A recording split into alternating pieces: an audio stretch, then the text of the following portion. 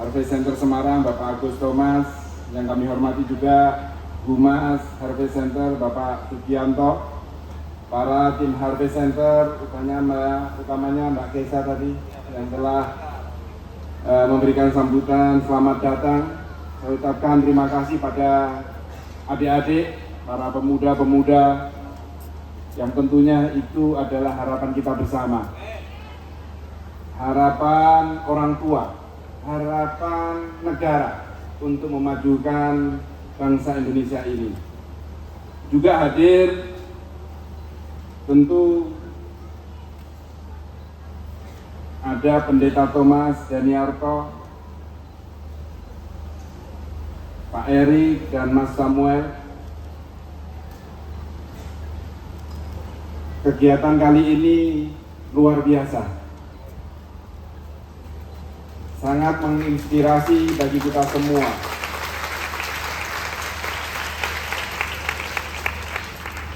Bahwa kita ketahui, tadi saya juga diberitahu bahwa kegiatan ini adalah kegiatan yang kali kedua. Yang awal dimulai di Timika, kebaktian, kebangunan rohani Great Awakening diadakan selama 2 hari, yaitu tanggal 28-30 Desember pada tahun 2015 di Komplek Miracle Healing Center Marina Semarang. Acara ini dihadiri sekitar 100.000, spektakuler.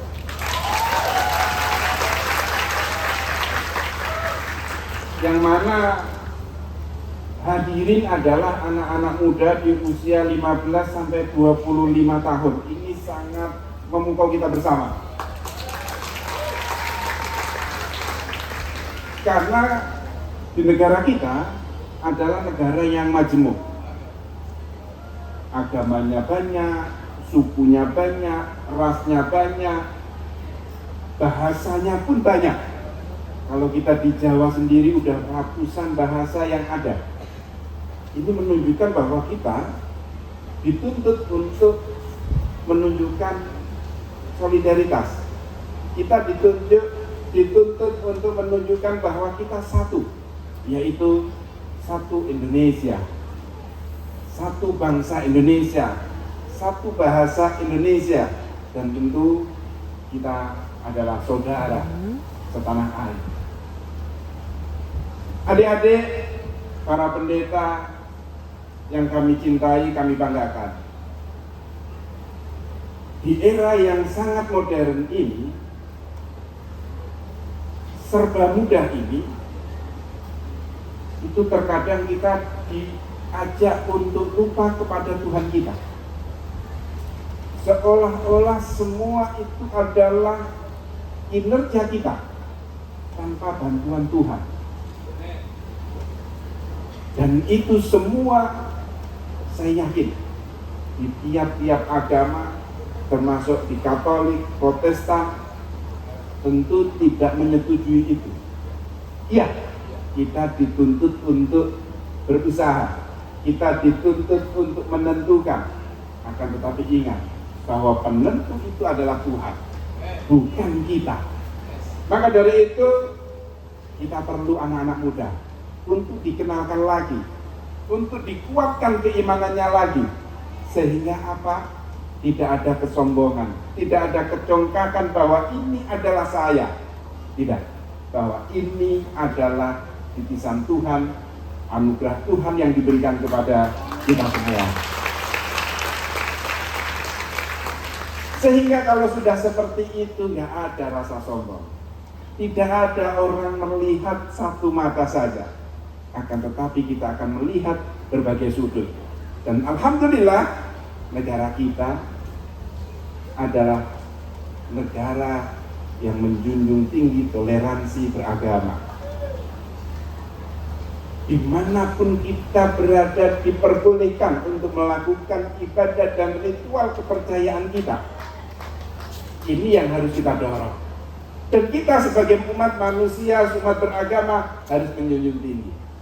Apalagi kita tahu Kalau diri kita yang dihina, kalau diri kita yang dikritik, itu masih oke. Akan tetapi ingat bahwa kepercayaan atau Tuhan yang dihina itu pasti umat semuanya pasti akan emosi. Maka dari itu kita dituntut untuk saling menghormati kepercayaan itu, Bapak Ibu, adik-adik. Dituntut untuk mengesampingkan bahwa kita berbeda. Kita adalah satu. Adik-adik yang kami cintai, saya nitip kepada adik-adik betul bahwa ajaran agama itulah yang akan membuat karakter kita, membuat akhlak kita, menghormati sesama. Itu adalah agama. Orang tanpa agama pasti orang itu akan jalan ke kanan ke kiri seenaknya sendiri, tidak berpikir bahwa semua itu adalah ketetapan Tuhan. Adik-adik yang kami cintai, negara kita fondasinya adalah yang pertama Pancasila. Di dalamnya sudah selesai, tidak boleh diperdebatkan lagi. Saya yakin seluruh pendiri negara Republik Indonesia ini, baik itu dari Tiongkok atau dari suku Tionghoa, baik itu dari suku Jawa, baik itu dari suku Sumatera, Papua, dan seterusnya, bahkan sampai Arab yang ada di negara kita ini, semua memiliki jerih payah masing-masing. Tidak boleh dibentur-benturkan.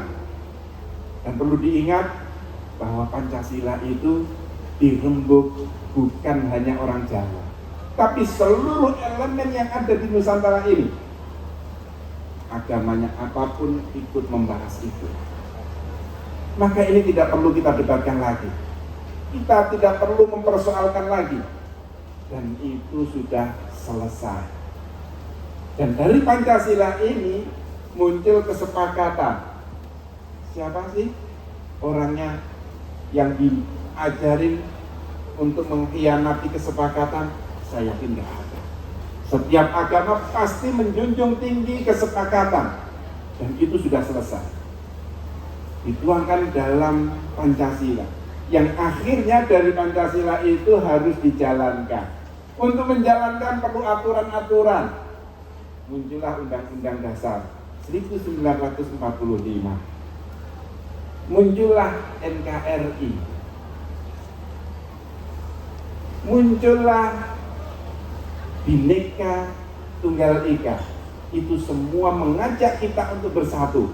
Untuk satu, yaitu mewujudkan negara Republik Indonesia ini menjadi negara yang hebat, menjadi negara yang menjadi inspirasi bagi negara-negara yang lain. Dan alhamdulillah beberapa hari yang lalu kita telah dibuktikan, kita telah membuktikan bersama-sama dipimpin oleh Bapak Presiden Republik Indonesia, Bapak Jokowi, untuk memimpin G20.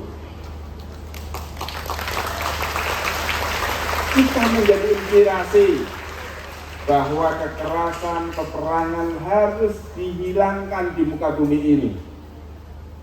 Karena pada hakikatnya manusia itu sama, cuman dibedakan negaranya saja.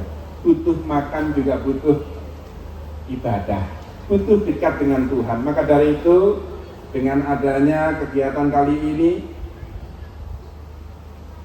lawatan ya, tenda lawatan, yang tujuannya adalah mengenalkan kepada Tuhan, mengenalkan kepada kebersamaan, dan itu harus ada di hati kita masing-masing. Dan itu harus menjadi fondasi kehidupan kita masing-masing untuk menguatkan keimanan kita kepada Tuhan Yang Maha Esa. Sekali lagi saya ucapkan selamat. Semoga Tuhan Yang Maha Esa menuntun kita semua untuk menjalankan kebinekaan, menjalankan Pancasila, mengukuhkan undang-undang